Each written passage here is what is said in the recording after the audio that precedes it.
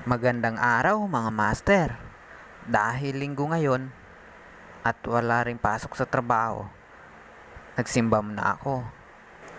At pag uwi ko, naisip ko yung isda ko pala. Ilang linggo na hindi napalitan yung tubig. Kaya agad ko itong kinuha at nilagay dito sa banyo para mapalitan ko na siya. So ayan, kumuha na ako ng tubig. Tapos kumuha na rin ako ng tabo.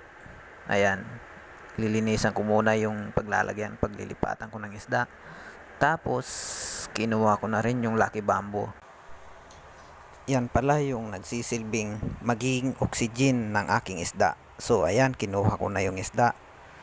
Tapos, ilalagay ko muna siya pansamantala dun sa tabo na nilalagyan ko ng tubig. Ayan, kita mo naman yung dumi oh. Dami.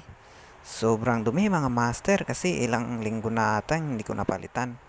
Kasi nahayaan ko lang siya kasi malapad naman yung paglalagyan at saka iisa lang din siya sa isang lalagyan kaya hindi ko na kaagad na water change.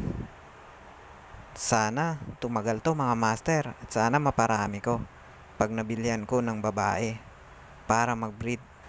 At baka meron kayong mga female betta fish dyan mga master. Offer nyo naman sa akin at nang may makasama na yung male beta ko na to. Kasi ilang linggo na rin to dito sa akin na wala pa rin kasama hanggang ngayon. So, ayan, malinis na yung paglalagyan. At dyan nga, nilagyan ko na ng tubig. Ayan, 2 tabo po yung nilagay ko dyan. Tapos, ilalagay ko yung isda. Tapos, ilalagay ko na rin yung Lucky Bamboo na nagsisilbing oxygen niya. Ayan, dinagdagan ko muna yung tubig kasi maliit, konti na yung tubig niya eh. Baka mamatay siya pag walang tubig.